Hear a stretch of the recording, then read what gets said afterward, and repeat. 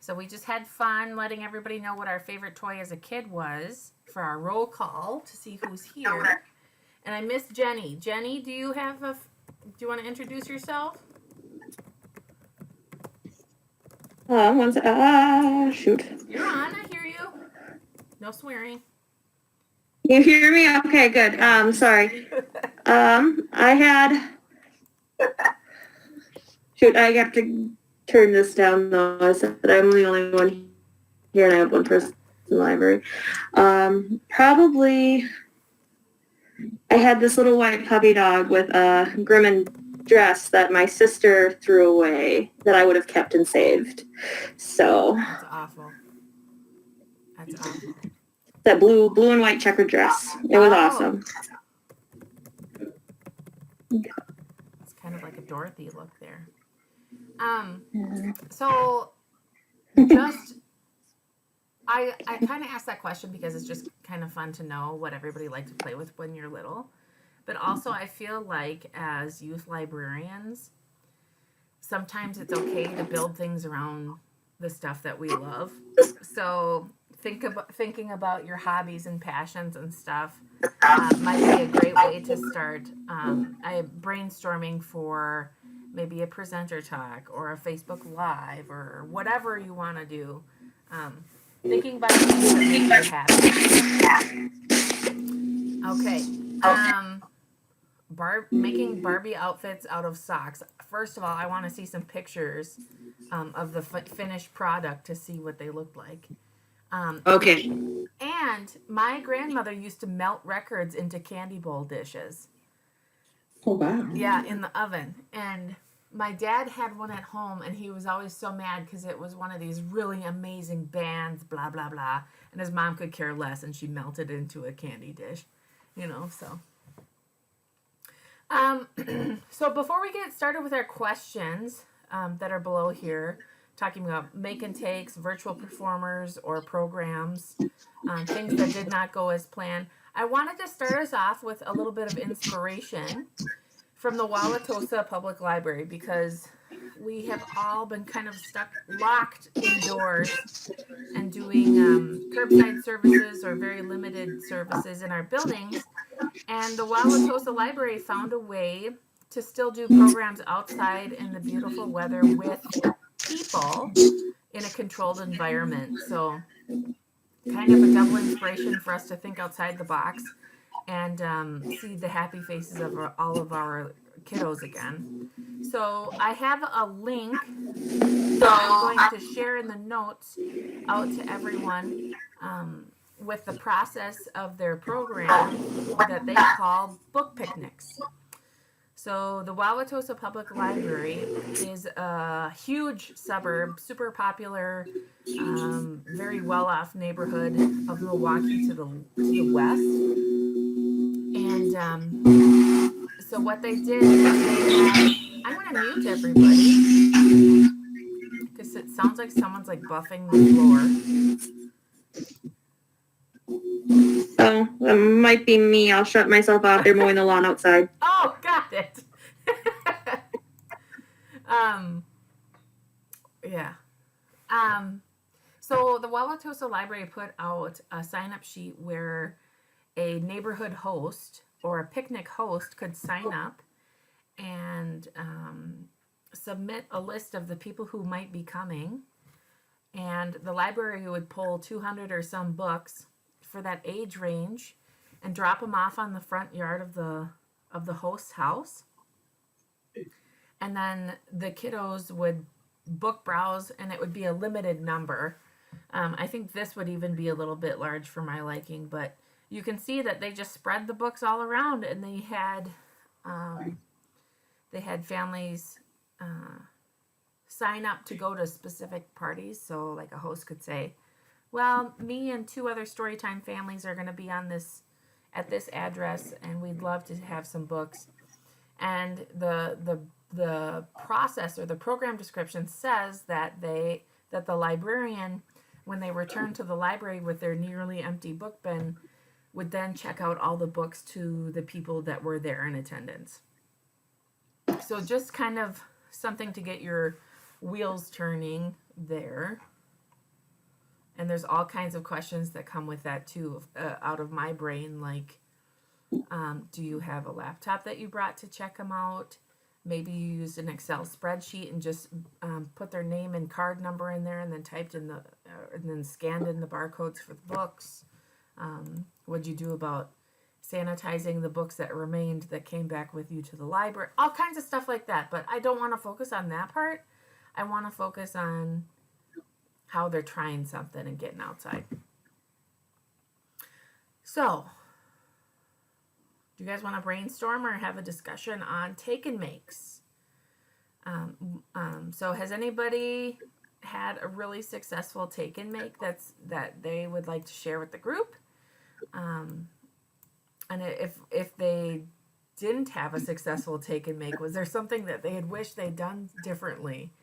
So who wants to start us off?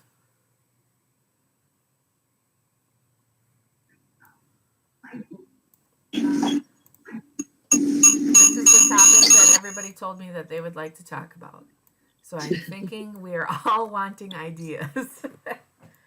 So this is April and Three Lakes. Charlotte and I had some things left over from last year, and so we kind of punted the first couple of weeks. And one of the things we did was we had chalk left over from last year's grand opening that had been pre-packaged for like 3 weeks in a bag. Hey, April, can you hang on for a second? I'm like, shouldn't be feedback. I'm not near anybody. No, just hang on. So if you guys aren't talking, if you could mute yourself, that would be fabulous. Okay. So yeah, so we had chalk, in baggies that people could just grab and take. And so we told them, please leave us a picture of a dragon or a princess or a castle on our sidewalk and take the chalk home with you. And then the next week we had bubble wands left over from last year's stuff too. So we said, make fairy bubbles and tell us how many you can count. And the wands went. Like we had 48 wands and they're gone. And then this week, Charlotte put together some really cool bags to try and have people make fairy houses. Oh. And so she put all sorts of neat stuff from our space. I mean, you can put anything in them. And so she gave them a lot of really cool things to put together and then asked them to bring them back and put them outside by our rocks. So those are kind of where we're at so far and what we've kind of tried to do. And did they write their names on the fairy houses so they could take them back in the future? We had 2 deposited today. We're going to probably post the pictures on our Facebook page. They're really cute. And these kids did an awesome job and they put their names on them. And we're like, when can I come back and get it? And we're like, well, display them here and then you can come and get them. I was going to talk to you about that, Charlotte, later on. Charlotte just got into the building before the meeting. So I was going to tell you that later, Charlotte. They're really cute. Did you see them? No, I came in and came right into the... All right. They're adorable. Yeah. Cool. That's cool. Maybe you guys can throw a picture into the Youth Services Facebook group. Maybe that might be easier. Anybody Will have... do. What's that? I said we will do that. Awesome. Yeah, so you're emptying out your supply closet with chalk and baggies. Gosh, I have like a cubic meter of chalk from all my relatives who dropped that off for my kids. So I can imagine that you could scrounge some up. Bubble wands, fairy houses. So what kind of budget are you guys working with? Are you repurposing money from other areas of your budget back into programming, or how are you paying for that? Charlotte, it's all just stuff that was left over. So far we haven't spent any money on it. Woo! Yeah, the fairy house stuff was like all people donate their crafting stuff that they don't want anymore. And so we have cabinets here of old crafting stuff. So I just grabbed that and stuck it in bags. Okay. That's very cool. Nice. Anybody else want to share? Oh, did you guys have any like really unsuccessful things that you've put out? Or does pretty much everything go? I can share. I'm on my phone now. I switched from the computer to the phone because I was having a hard time hearing. Yeah, that sounds better. So I have done a couple of make and take bags, and I feel like all of mine have been pretty successful.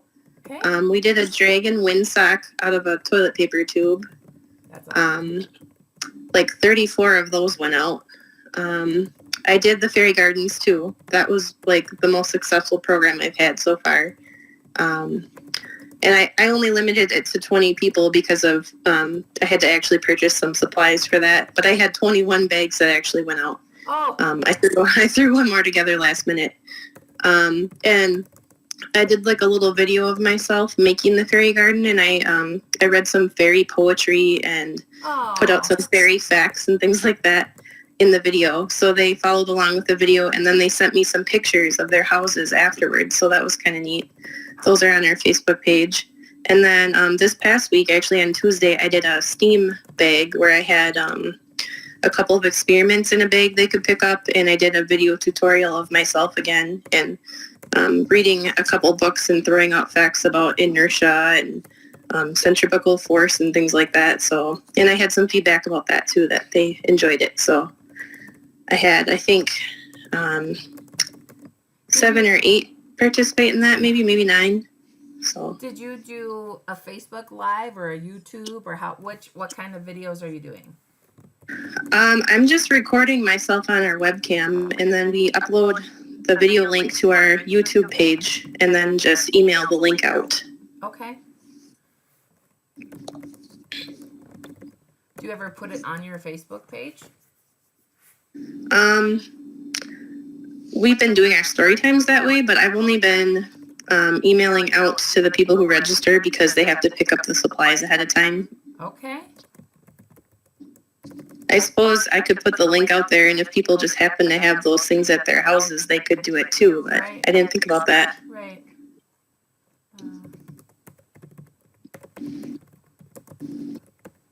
I'm thinking, like with the fairy garden thing, people might just like to watch you and listen to the poetry and facts and stuff. That's very true. I didn't think of it that way, yeah. Yeah. I've done a couple of make and takes too with random crafting supplies, and they can just, like a maker space or a maker cart, just make whatever you're inspired to make out of it. So I've been doing a couple of those as well.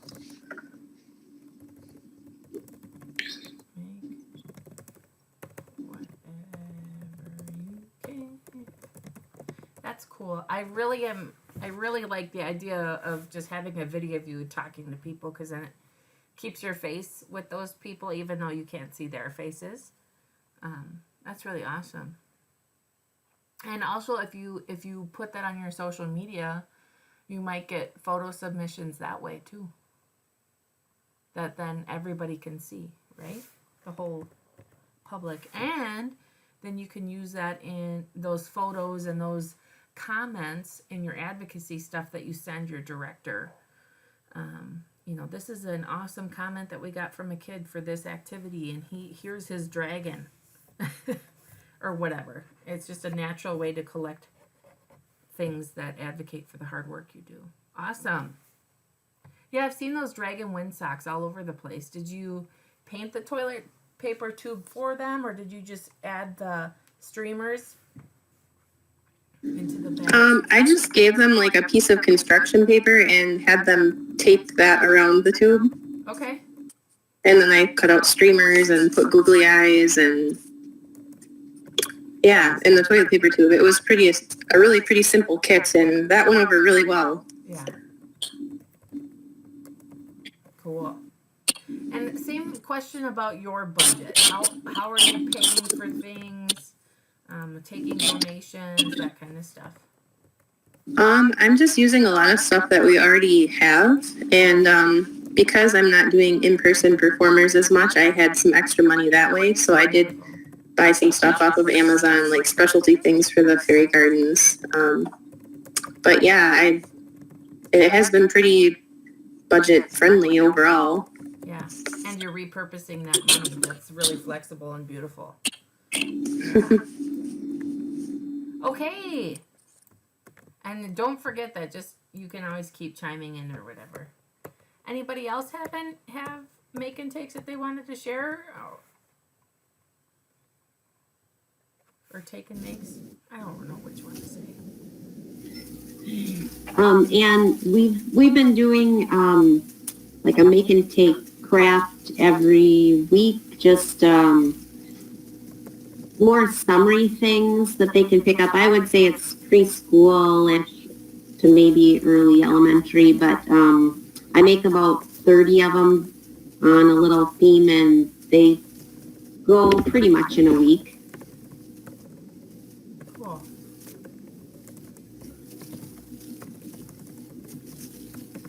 So, what were some of them? Can you say, Katie? I had like kind of a beachy theme with there was a fish bowl with some tissue paper and fish stickers that they could do, and then a crab that I saw on Pinterest, and then so I put 2 or 3 in a bag, so there's more than one thing a week. So we did that. This week is sweet treats, so there's like a peel off sticky ice cream cone thing that they put tissue paper on, and then a popsicle made out of construction paper, and then there was a bookmark that they could color. So just things like that, simple, but they seem to like them. Yeah. And that was kind of like you said, a summer theme.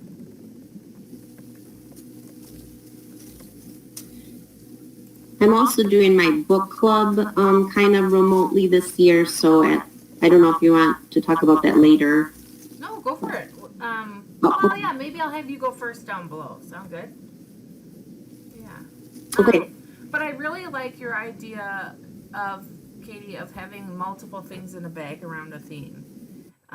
Because that way, I feel like you're packing more of a punch into it, It's not kind of just a one and done kind of thing. Yeah. I was going to say, if you're going to bother to use a whole gallon Ziploc bag to send something home, you might as well put more than one thing in it. Right. Yeah. Yeah. And I mean, you're taking the time to assemble things. You could throw leftover stuff that you had that might be related in there, and they don't always have to match either. Like if you have one consistent thing and bits and bobs that are related, that would be a way to be cost efficient as well. Are you getting to repurpose some budget money for that, or how is that going for you? We're just using our basic crafts that we would have used for our storytime crafts, I guess. The only thing extra is, more bags, but we seem to have money for that. Right.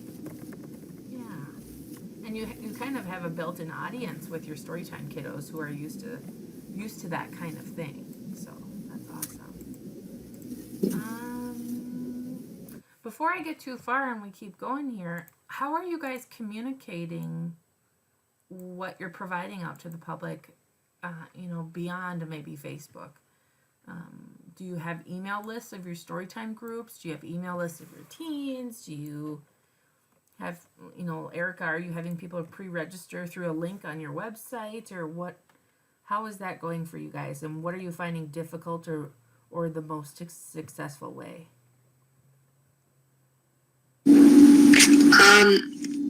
I don't have like a list or anything, and I haven't like specifically contacted anyone in particular. They just kind of, I guess, find how to register through my Facebook posts, our website. What else have I done?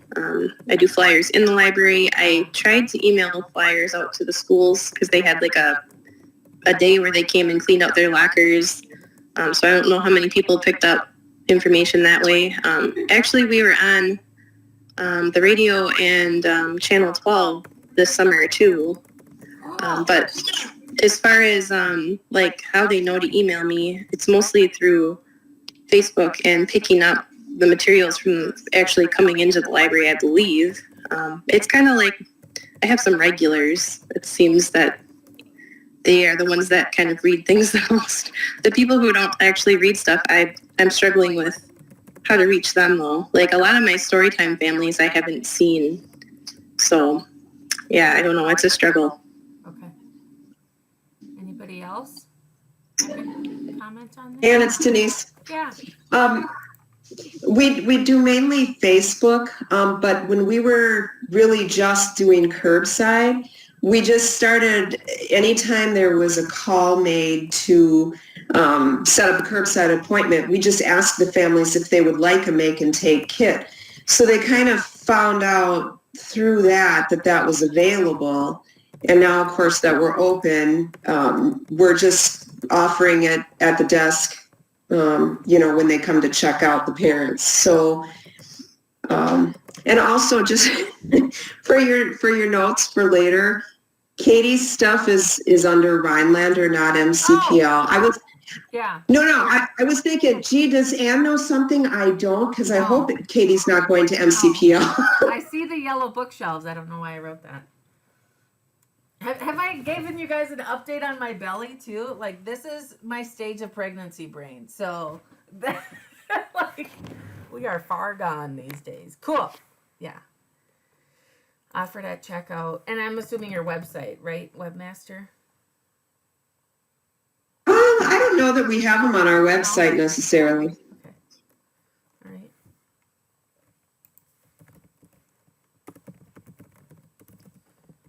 Anybody else struggling with communication or having success with communication about what they're offering?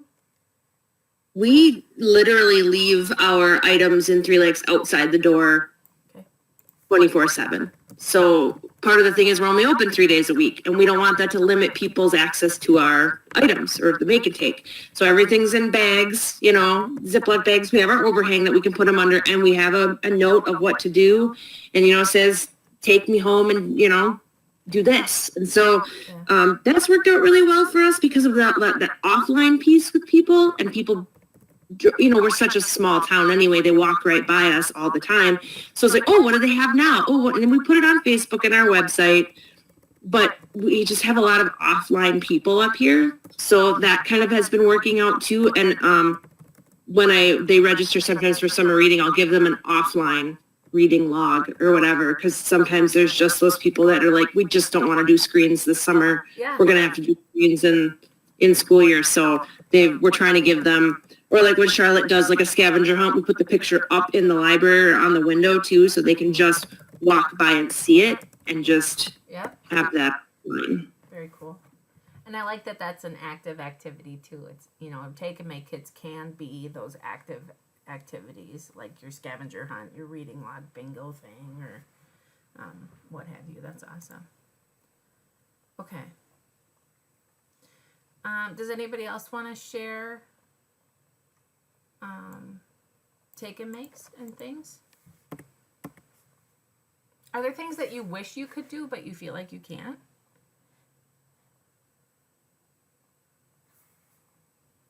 Yeah, I need to fix these notes up. Don't worry about all my capitals.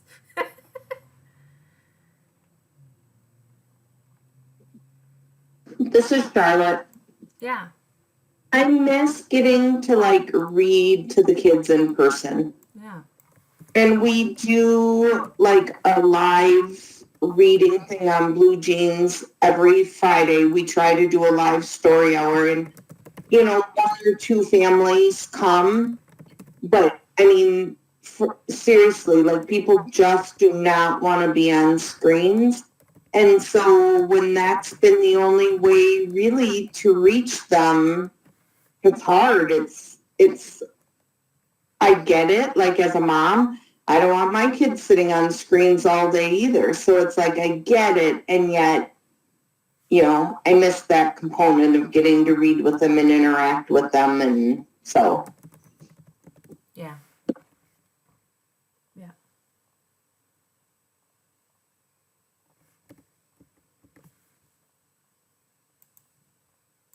I want to make a quick suggestion here, and then we'll pop onto the virtual performers. What time is it?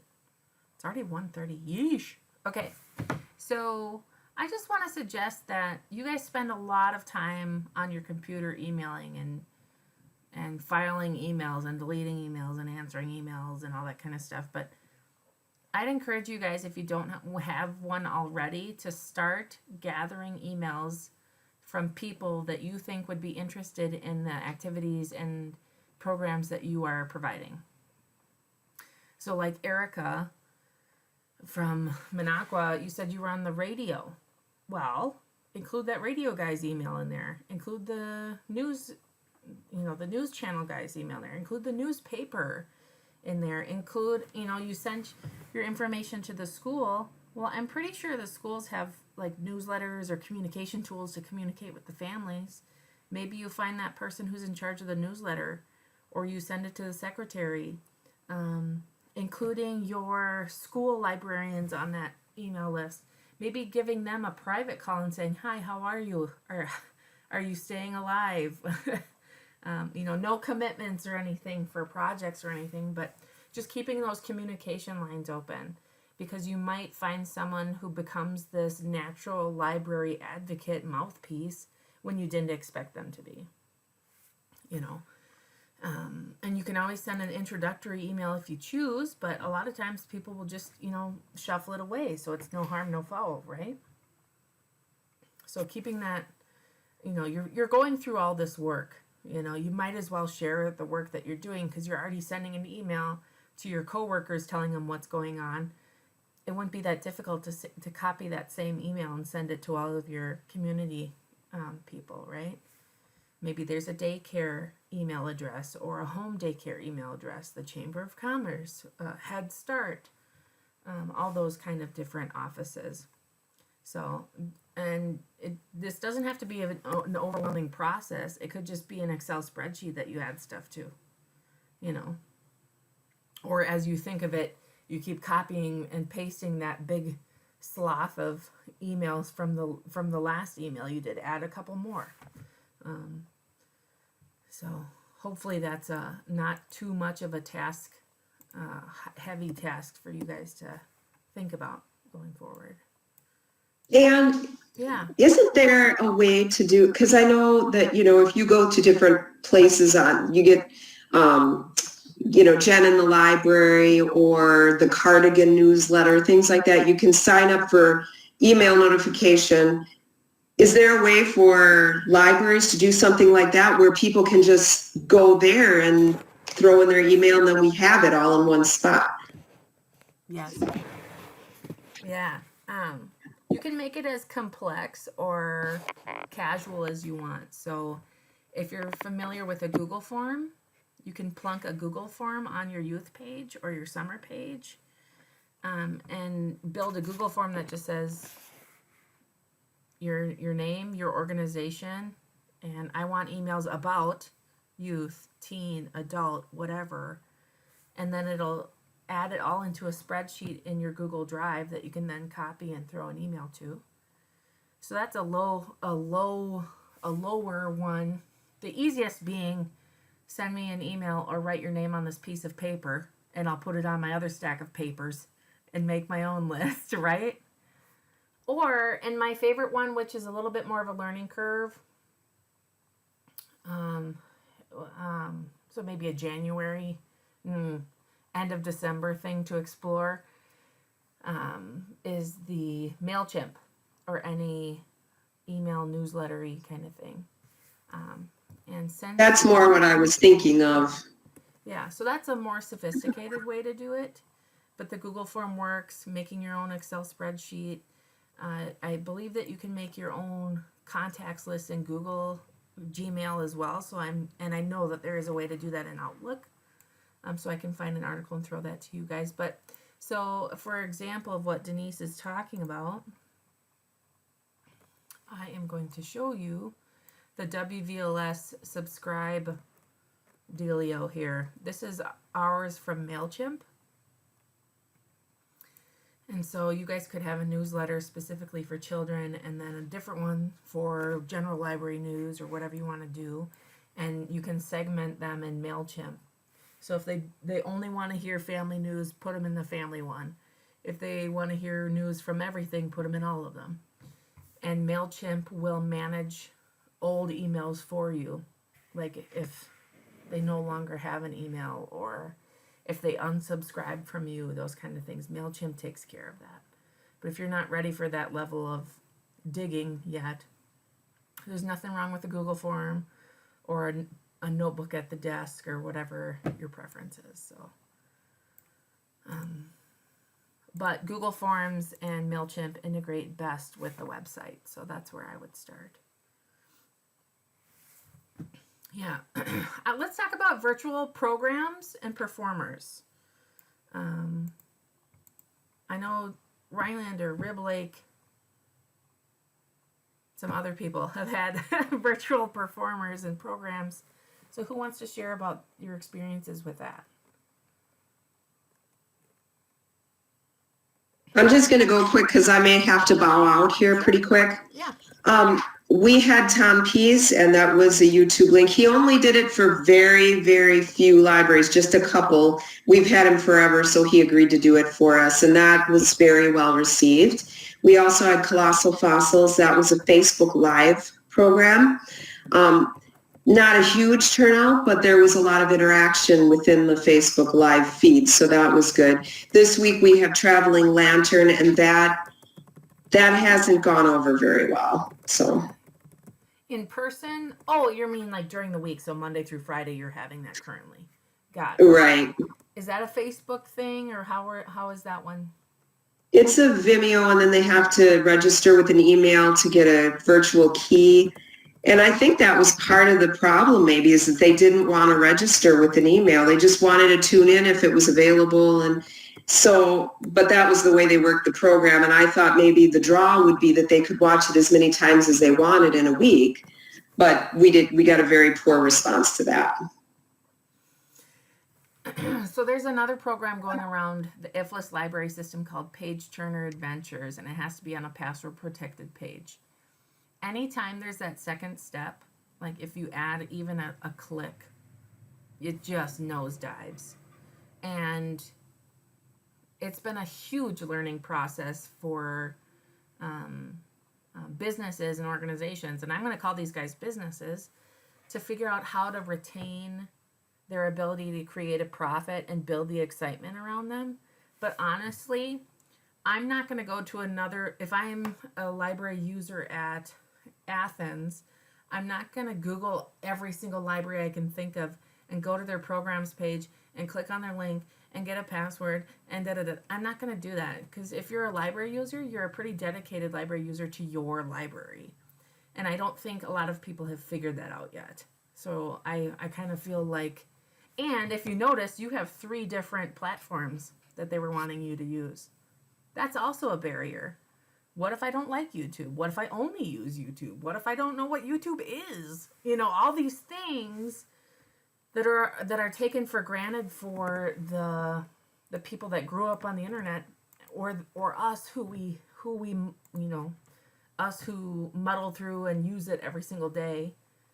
There's a huge spectrum of users in between, and the more doors that you have to open, whether they're swinging doors or locked doors, people just turn away, I feel like. That's my personal experience, but you want to make it front and center and easy peasy.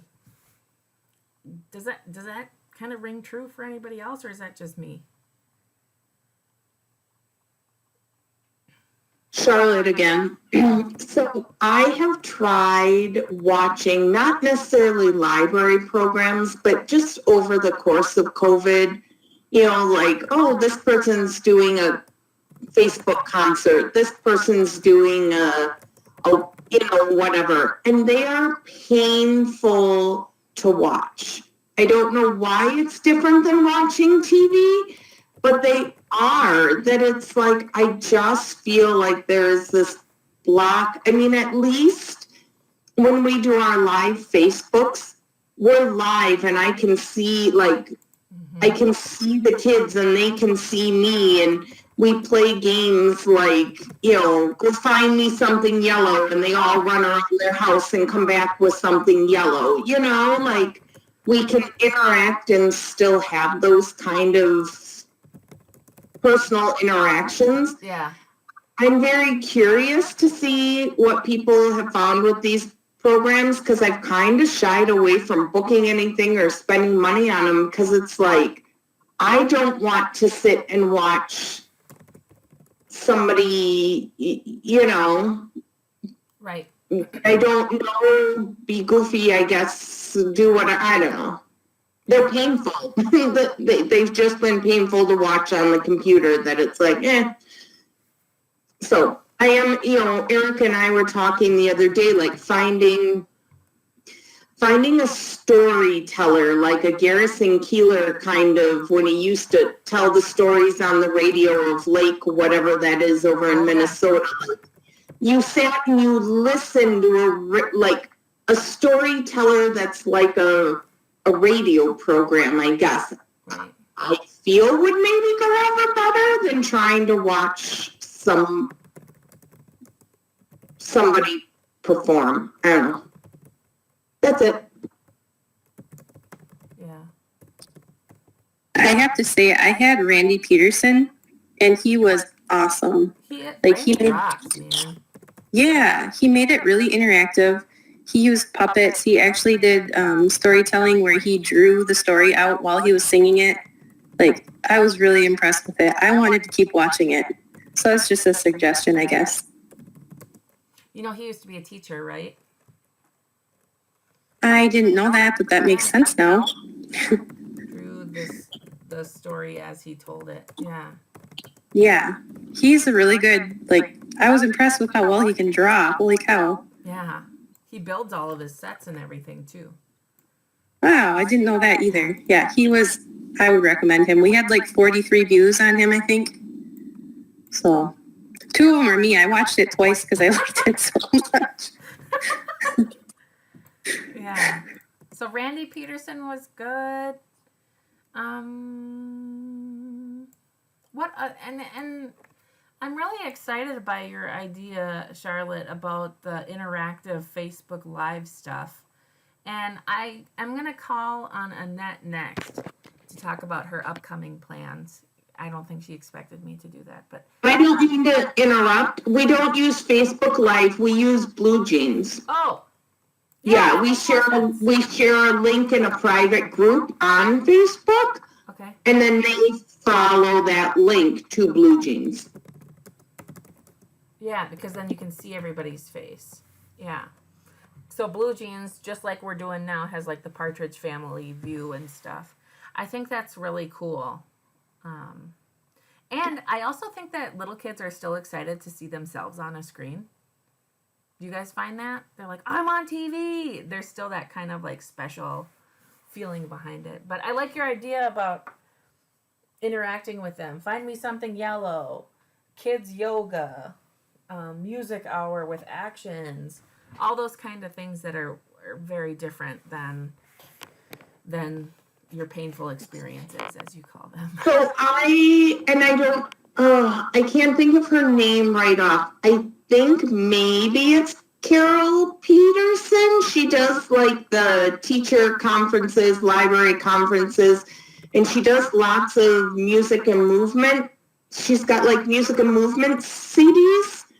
But I came across her on YouTube one night, and she did a whole bunch of videos on how to do Zoom Blue Jean meetings for teachers with kids, and that's where I got the Play the Go Find Something game. I mean, she had tons of ideas on there. Cool. She is the one that does the going on a bear hunt through the candy factory. So if anybody knows who that is, I know there's Carol Peterson CDs, but there's somebody else that I use too, and I'm just not sure which one it is. Would you share that? Can you dig that out and share that with the group? Yeah. Her name? Yeah. Or the YouTube video? Whatever you can get your hands on. Yeah. You know, I'm not very techie. Maybe I'll send it to you, and then... Sure. Because it was I sat and watched, and she's got a number of them that was yeah, you could do that. Yeah. So, Immediately usable ideas. Yeah. Cool. Hey, Annette, can you talk about your Facebook idea with your school librarian that's coming up? Even though Sure, you probably but weren't first of interested? all, I think I'd like to join one of Charlotte's blue jeans know! so I can see how it like shakes out because I haven't done one of those, and that sounds more like maybe what I need to switch to because I'm having a struggle with the thing that you want me to share, and I will share that now. So I came up. And I will share that now. Our school library person is someone that I've known a very long time. She was an elementary school teacher. She taught my children, and now she is the library specialist for the school district. Anyway, and she's also the representative for the schools on our library board. And so I just got to thinking, because she's like, oh, I really like the idea of you doing the Facebook Lives. That's so fun. I haven't tried that yet. And then it just dawned on me, what if I invited her to partake in that with me, but we couldn't obviously be in the same place because that doesn't work right now. So I asked Anne if we could do a live through Facebook, and she said yes. And then I looked for that, and I struggled, and I did end up finding it, but now I found that it looks like I cannot do it from our library Facebook page, but only from my personal page. And That's it?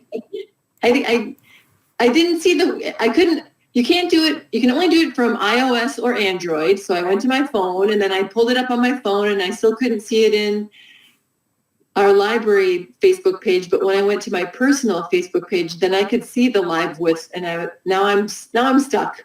But she's very excited to partner with me to share a story for one of our Friday story sessions during our summer library program, if I can figure out how to do it. Yeah. But I've never done blue jeans. I mean, I haven't like done what Charlotte was talking about, and maybe that's something I need to switch to. Charlotte, when's your next Three Lakes dealio? I am the least tech person you know. April just texted me that her computer died and she was plugging in, so I don't know if she's with us anymore or not. But well, I just want to like jump in on your program and watch. I don't really need it. I just want to like see like or is there a limit or how does that even work? No, okay, so we decided for summer that we're going to switch back and forth between doing live story hours and live Lego clubs. So this Friday is a live Lego club, but next one will be a live Facebook that you could hop on for sure. So we created a private Facebook group for story hour. So if you go to the Demmer page, you can join that private Facebook page. Is it Facebook or is it Blue Jeans? It's a Facebook page, and then we post the link to Blue Jeans every week in that private group. Does that make sense? Because then I was able to limit who we let in and who we didn't. Because if you posted it on your normal Facebook page, absolutely anybody could hop on.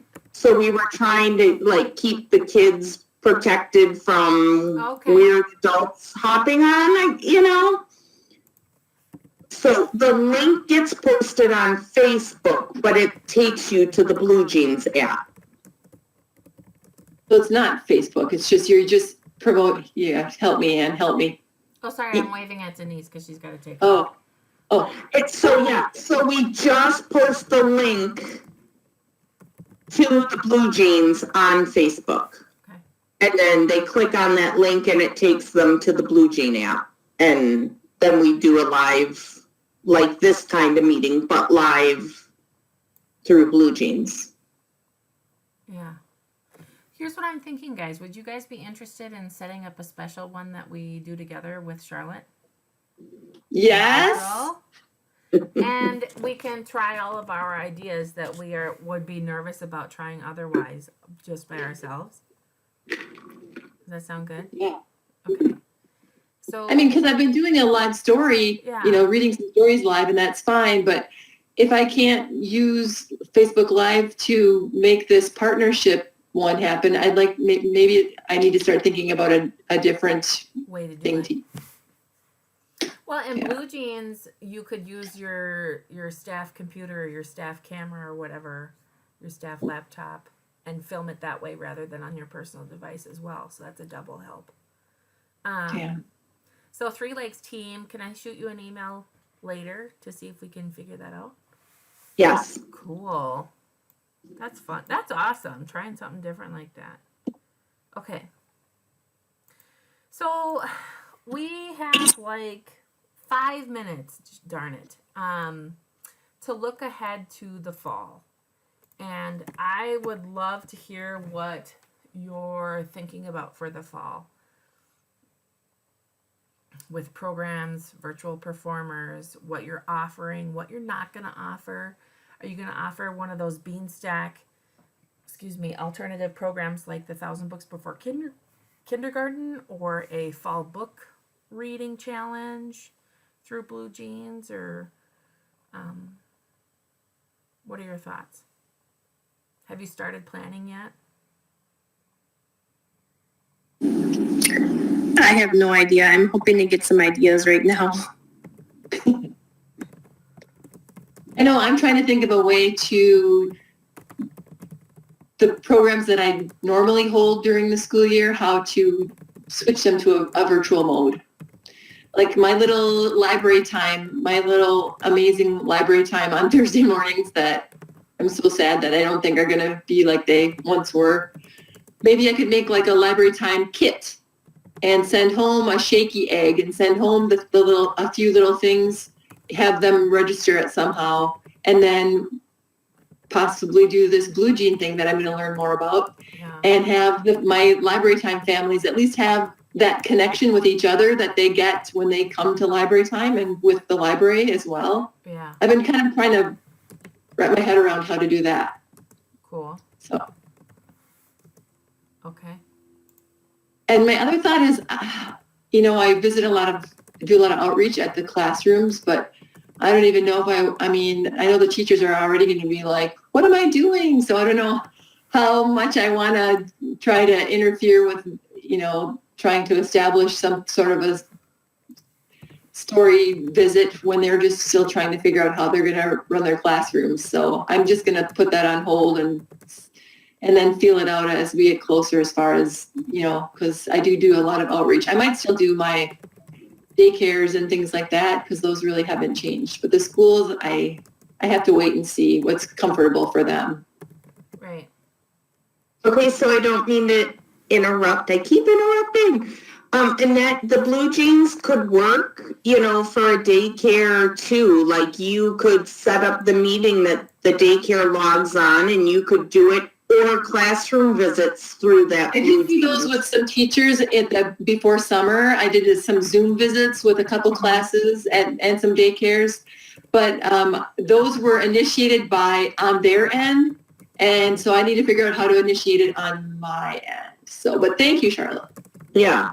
Well, and I just called some of the daycares in town and were like, hey, can I pick up books for you? Like, I know things are hectic, and we can offer that to teachers too. Like, you've got enough going on. What's your theme for the week? I'll pull books, and then they just come pick up the stack of books. And the one daycare took me up on it, and we kind of told them, like, you set the book limit. How many books do you want to say your kids are going to read? And then we'll buy you a box of popsicles when they hit that limit. And so they did they wrote it on their chalkboard in their classroom, and they're ticking off the books till they get their ice cream popsicle treat. So. Oh, that's awesome. I love that. That's a program.